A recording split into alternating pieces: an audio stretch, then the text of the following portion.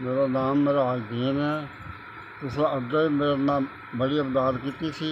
ਹੁਣ ਮੈਨੂੰ 10,000 ਰੁਪਇਆ ਭੇਜਿਆ। ਤੁਹਾਡੀ ਅੱਲਾਹ ਤਾਲਾ ਤੁਹਾਡੇ ਤੇ ਰਹਿਮਤ ਕਰੇ, ਬਹੁਤਾ ਦੇਵੇ, ਬੱਚੇ ਸਹੀ ਸਲਾਮਤ ਰੱਖੇ, ਦੀਨ ਦੁਨੀਆ ਕਾਮਯਾਬ ਰੱਖੇ, ਅੱਲਾਹ ਖੈਰ ਕਰੇ।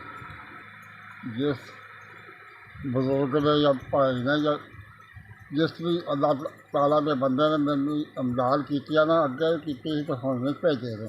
ਅੱਗੇ ਮੈਂ ਕੋਈ ਸਿਹਤਮੰਦ ਤੇ ਅੱਲਾਹ ਤਾਲਾ ਉਹ 'ਤੇ ਰਹਿਮਤ ਕਰੇ, ਉਹਦੇ ਬੱਚਿਆਂ 'ਤੇ ਖੈਰ ਕਰੇ,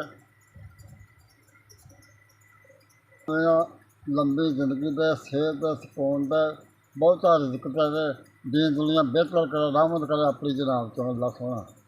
ਵਕਤ ਨਮਾਜ਼ ਦੀ ਅਦਾ ਕਰੀ ਦੀ ਆ, ਅੱਲਾਹ ਤਾਲਾ ਮਨਜ਼ੂਰ ਕਰਨ ਵਾਲਾ।